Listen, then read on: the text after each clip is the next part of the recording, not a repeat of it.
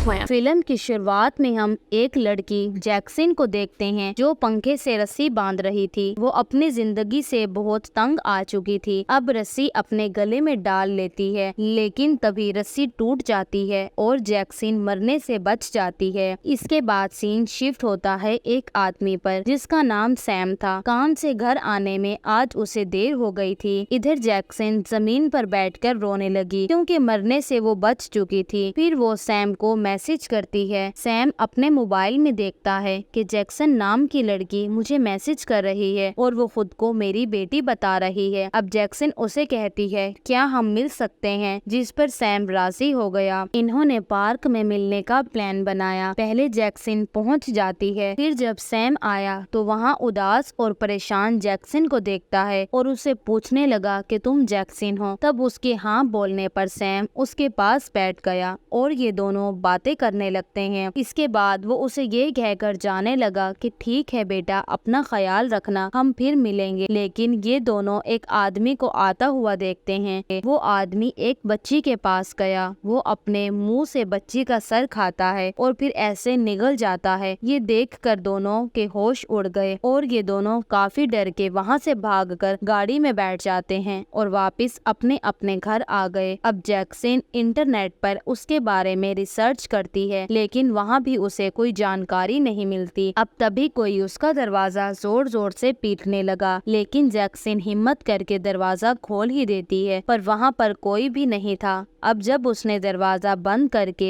पीछे मुड़ के देखा तो बड़े मुंह वाला आदमी अंदर आ गया था जैक्सन को निगलने के लिए, पर वो एक रॉड लेके उसके मुंह में मारती है और वहाँ से भागकर सीधा सैम के घर आ गई। सैम के घर में अंधेरा था और वहाँ पर सैम की वाइफ आ जाती है। जैक्सन कहती है कि आंटी ये मेरे डैड हैं, मैं इनकी बेटी हूँ। तभी उसे बाहर किसी की आहट महसूस होती है। उसने जब पर्दा हटा कर देखा तो वहाँ पार्क वाला आदमी था। उसे देखकर जैक्सन बताती है कि यही वो बड़े मुंह वाला आदमी है जो हमारे पीछे है और वो अपने डैड को लेकर अपने दोस्त के घर जाएगी। थोड़ी ही देर में जैक्सन और सैम उसके दोस्त के घर पहुँच गए, लेकिन वहाँ पार्टी हो रही थी। वो अपने दोस्त को गाड़ी में बिठाकर अपने साथ ले जाने लगती है। जैक्सन कहती है कि तुम हमारे लिए एक जादुई दायरा बनाओ ताकि हमें कोई भी नुकसान ना पहुंचाए। अब उसी बीच उन्हें वो बच्ची दिखाई देती है जिसे पार्क में उस आदमी ने निगल लिया था। जैक्सन गाड़ी रोककर उस बच्ची के पास जाती है। वो काफी घबराई हुई थी।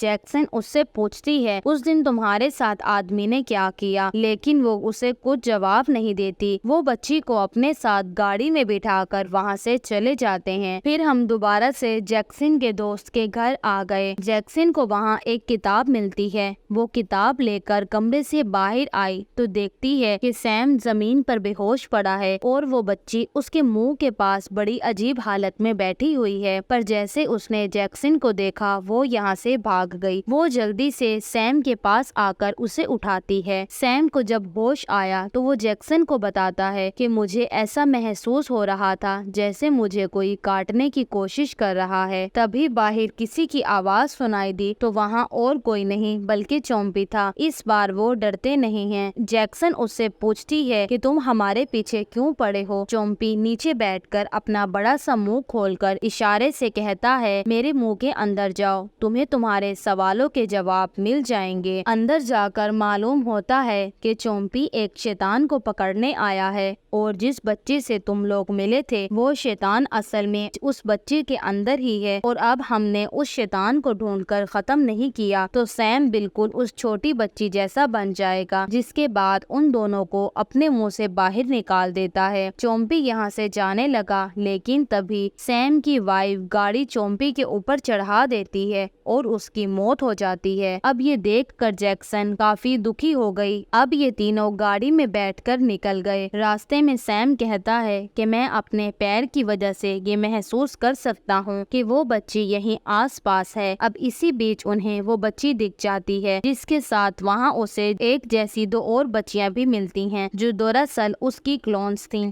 ये देखकर जैक्सन गाड़ी से उतरकर बाहर आई। सैम की वाइफ की मदद से उनमें से एक बच्ची को पकड़कर डिग्गी में डालने की कोशिश करने लगी। एक आदमी उन्हें देख लेता है, इसीलिए वो अपना मोबाइल निकालकर पुलिस को कॉल करने लगता है, पर इससे पहले वो ऐसा करता जैक्सीन उस पर हमला कर देती है और ये तीनों गाड़ी में बैठकर जैक्सीन के घर आ गए। वो बच्ची को घर के अंदर लाकर कुर्सी से बांध देते हैं। अब जैक्सीन अपने दोस्त को कॉल करके कहती है कि हमने तुम्हारे घर में चांदी की लाश को छोड़ा था, उसे जल्दी से लेकर यहाँ आ जाओ। थोड़ी देर बाद जब जैक्सीन घर से बाहर देखती है तो वहाँ उस बच्ची के बहुत सारे क्लोन्स थे जो उनके घर की तरफ बढ़ रहे थे। अब जैक्सीन घर से बाहर आई। जो क्लोन्स उसका रास्ता रोक रहे थे वो धक्का मारकर उन्हें साइड में करती है और जल्दी से अपने दोस्त की गाड़ी की डिग्गी खोलने का कहती है। जैक्सीन एक क्लोन को पकड़कर उसे चोंपी के मुंह में डाल देती है, लेकिन तभी एक दूसरी जैक्सीन को पकड़ लेती है और उसे चोंपी के मुंह में फेंक देती है और वहाँ जैक्सीन की असल बच्ची से बाद मुलाकात होती। वो उसे बताती है कि मैं किसी को भी नुकसान पहुंचाना नहीं चाहती, लेकिन जो मेरे अंदर शैतान है वो ये सबको काट काट कर मेरे जैसा बनाता जा रहा है। जैक्सीन उसे कहती है कि तुम इस शैतान को मेरे अंदर भेज दो, मैं इस शैतान से लड़ने की पूरी कोशिश करूंगी। ये कहकर वो बच्ची के गले से लग जाती है और उसके अंदर का शैतान जैक्सीन के अंदर चला जाता है। वो शैतान से लड़ती है और उन सभी को पेट में आने पे मजबूर कर देती है। जैसे जैसे वो सारे क्लोन्स के मुंह में घुसकर उसके पेट में आते हैं तो वो अपने असली रूप में वापस आ जाते हैं। साथ ही अंदर जैक्सीन शैतान से भी लड़ रही थी। अब भी उसके पेट में सैम आ गया। सैम जैक्सीन की मदद करता है। वो दोनों मिलकर उस शैतान को बड़ी ताकत लगाकर जैक्सीन के अंदर से बाहर निकाल देते हैं और वो यहाँ से इस दुनिया को ही छोड़कर निकल जाता है और शैतान बाहर जाने का रास्ता बंद कर देता है। इसके बाद हम देखते हैं कि जैक्सीन बाहर आ गई थी और यहाँ उसकी वाइफ ने जैक्सीन को अपना लिया था और इसी के साथ इस फिल्म की हैप्पी एंडिंग हो जाती है। Thanks for watching.